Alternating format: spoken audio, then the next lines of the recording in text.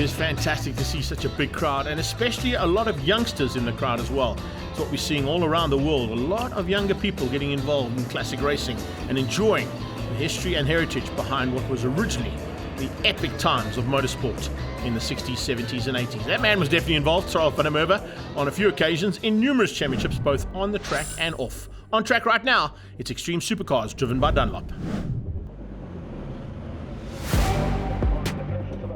New sponsor jumping on board this year as the official naming rights sponsor of the Extreme Supercars, and everybody will now be running on Dunlop rubber, which will just even out the field ever so slightly. But it's a slightly diminished field what we see at the start here, with a couple of cars not quite ready to go. But they'll definitely be ready to go by the time we get down to Cape Town. Let's get ready to go now into turn one. And is it going to be Franco Scribante who leads the field? It should definitely be. The Scribante Racing Porsche is definitely the car to beat, and he's the only unlimited car out there. The rest of them either in classes A and B or have gone to the GT3 category, which Jonathan du Toit has decided to participate in, along with the other two Lamborghinis right on his tail of the other two Scribantes. That's Aldo and Silvio joining the Extreme Supercars after a little bit of time off there and spending time in another category.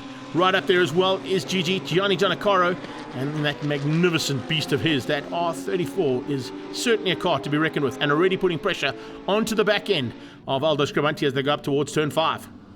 In the background as well, keep an eye out on the manoeuvring coming out of Exo. He's in the Aston Martin, Zolilo Letlaka. Inspect all problems in the background. I just saw the Porsche of Franco Scribante slowing up. Franco Scribante's Porsche has gone off circuit at turn 5, right in front of the AMG Driving Academy, and looks like it's a little bit of a problem for the car. Yes, it is. Look at that. That's certainly not the way he wanted to start the championship, and trying to get that number 1 plate, or retain that number 1 plate, now that he's taken it away from Jonathan du Toit. Du Toit now in the pound seats, gifted the opportunity of leading this race. His brother further back there fighting for Class B and D, and you can see he's right in the mix there, not too far behind the leading Class B man, Ricky Giannacaro. So Ricky Giannacaro at this stage pushing hard and just getting away ever so slightly from that F430. And this is the battle for what is now about 4th place or 5th place on track.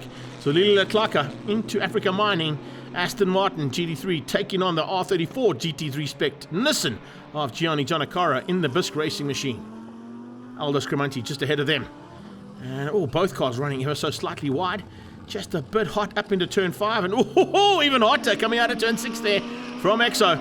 He gets the back end of that Aston Martin stepping out big time. And he's looking maybe for a little bit of help there from Arnie Neveling in the Porsche, but because Neveling won't have the same kind of pace as the GT3 cars. There is Neveling closing onto the back end of Ricky Giannacaro, a new livery on the Gen 8 Transport Extreme Lamborghini. Nice to see black and white for a change, and I think a lot of the crowd were loving the fact that they've gone for sort of the negative effect in terms of photographic side of things on that car. And Scribante certainly is a man to watch out for. Aldo and Silvio, but right now it's Jonathan du Toit making hay while the sun shines. That's exactly what you need to do when your rivals are off track. Take a victory and get those points in the bag. He does just that to take the victory ahead of Silvio and Aldo Scribante. Gianni Giannacaro in 4th place, beating out Exo, and then his brother Ricky down in 6th. Arnie Neveling, Mark du Toit and Blunden. And Franco, yes, even classified 14 laps back, down in 10th with some work to do now in race 2. Let's catch up now with Gianni Giannacaro.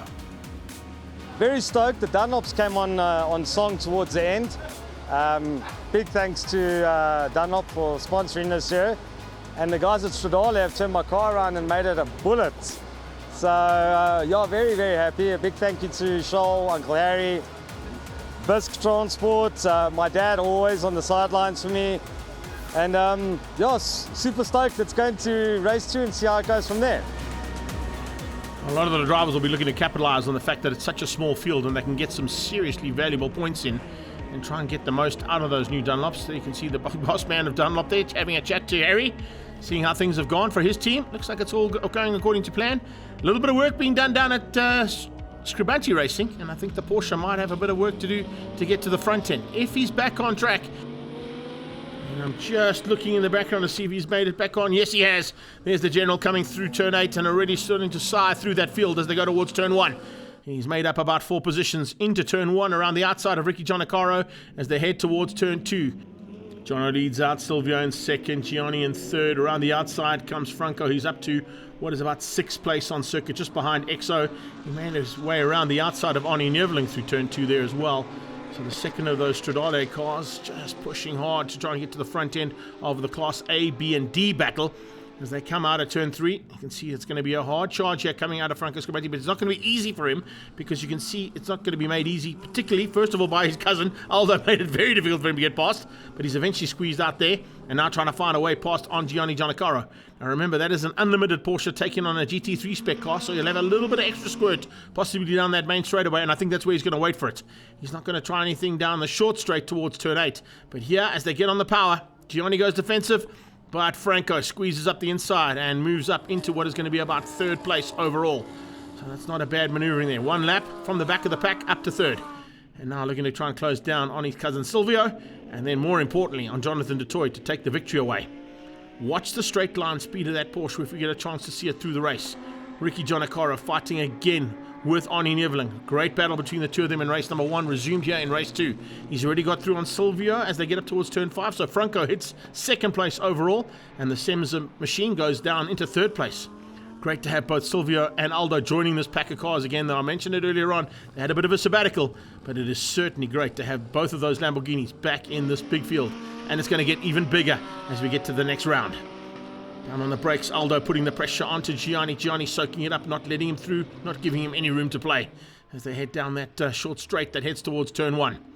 Further back, it's Arnie Neveling. Run there from Mark du Toit as well. Just off the back end there as well. He's fighting with Ant Blunden, so it's kind of a Porsche-Ferrari battle between the two of them. The 430 taking on that 996. And a change up for the lead. The 997 has hit the front, and it is Franco Scribenti exactly where he wanted to be in race number 1, but didn't quite work out for him. But he's not having it all his own way, as big look up the inside there from Jonathan du Toit. Du Toit certainly on the move, and just not enough time there as the checkered flag comes out. Perfect timing from Franco's point of view, just squeezing ahead there by half a second on Jonathan du Toit for 1st and 2nd. Scribenti there in 3rd ahead of Giannacaro, Aldo in 5th. Beats out Exo, Ricky Giannacaro, Arnie Neveling, Blunden, and du Toit. It's been a long time since we've seen all 4 of the Scribenti boys out on track, but it was great to see them, especially Silvio. Yeah, look, it could have been better. Unfortunately, I didn't have the pace of Jonathan today. He, being his home track, I think he had the car set up properly on these new Dunlop tyres. Obviously, we're used to the Michelin tyres, so we'll go back to PE and we'll go and test these Dunlops thoroughly, make sure that we're ready for round 2.